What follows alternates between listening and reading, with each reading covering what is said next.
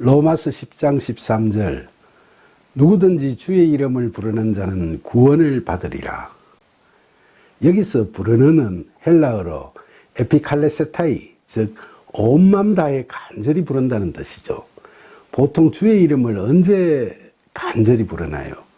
굉장히 기쁜 일이 있을 때, 감사하는 마음에서, 또 굉장히 힘든 일이 있을 때 도움을 절실히 바라는 마음에서, 또 굉장히 슬픈 일이 있을 때 위로를 바라는 마음에서 우리는 예수님을 간절히 찾고 부르죠.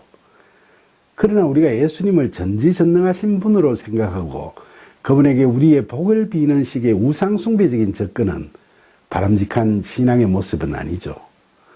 우리는 은혜에 의한 믿음을 바탕으로 그리스도 안에 거하면서 주님과 영적, 인격적으로 신뢰관계를 유지하게 되죠.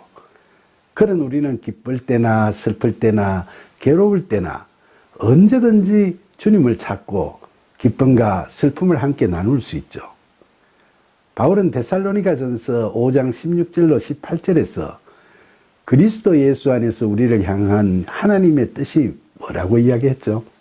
항상 기뻐하라, 쉬지 말고 기도하라, 범사에 감사하라는 거였죠.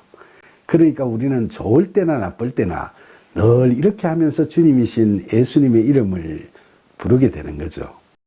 그러면 주님은 그런 우리를 구원의 길로 인도하신다는 게 바울의 말씀이죠.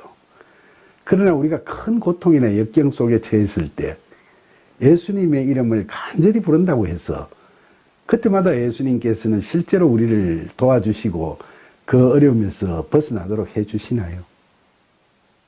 때로는 그럴 때도 있지만 또 때로는 전혀 응답이 없을 때도 있죠. 또 어떤 때는 잘못된 소망을 품고 있는 저희의 마음을 고쳐주시기도 하시죠. 그러나 설사 우리에게 고난이 와도 그건 하나님께서 우리를 통해 뜻을 이루시는 과정에서 우리가 겪게 되는 소위 변장하고 찾아온 축복이니까 당장에 무슨 좋은 변화가 없어도 결국은 모든 것이 합력하여 선을 이루게 될 겁니다.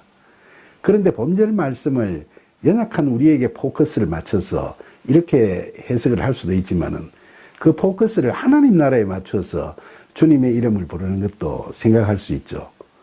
우리가 예수 그리스도를 주님으로 삼고 그분의 이름을 간절히 부르면 하나님의 지혜이신 예수님의 생명이 우리 안에 거하시게 되면서 우리의 새 생명이 되시고 이처럼 새로운 피조물로 거듭나게 된 우리는 주님이신 그리스도 안에서 성령의 이끄심에 따라 구원의 삶, 즉 하나님 나라의 사역을 감당해 나가게 되죠.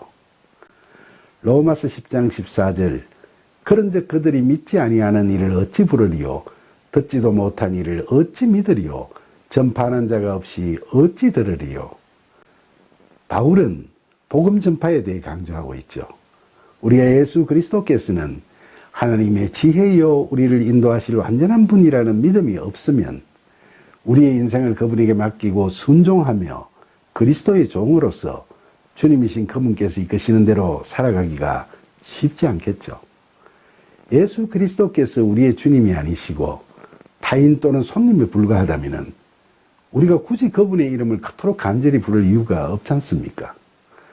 또 우리가 만약 예수님의 말씀을 들은 바가 없다면 우리가 어떻게 그분을 알고 그분의 이름을 부를 수 있겠어요? 바울은 다메섹 도상에서 하늘에서 들리는 예수님의 음성을 들었죠.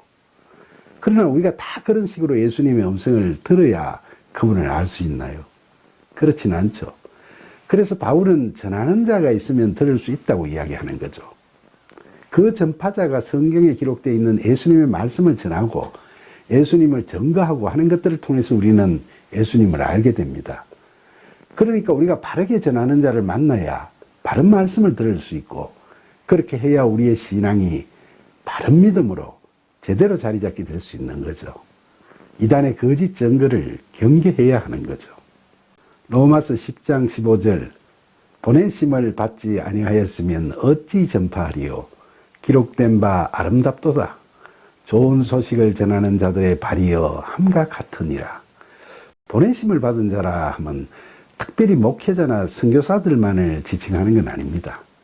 부활하신 예수님께서는 성천하시면서 오직 성령이 너희에게 임하시면 너희가 권능을 받고 예루살렘과 온 유대와 사마리아와 땅끝까지 이르러 내 증인이 되리라고 말씀하셨죠.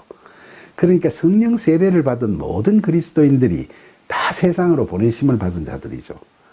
바울은 본절에서 이사야 52장 7절에 좋은 소식을 전하며 평화를 공포하며 복된 좋은 소식을 가져오며 구원을 공포하며 시온을 향하여 이르기를 너 하나님이 통치하신다 하는 자의 산을 넘는 발이 어찌 그리 아름다운가 라는 말씀을 인용하고 있죠. 복음을 전하는 우리 그리스도인들을 격려하는 말씀이라 할 수 있겠죠. 이런 우리의 아름다운 발걸음은 우리가 살아가는 이 세상을 반드시 아름답게 만들어 갈 수 있을 겁니다. 이 땅에서 하나님께서 뜻하시는 대로 하나님 나라가 만들어지는 거죠.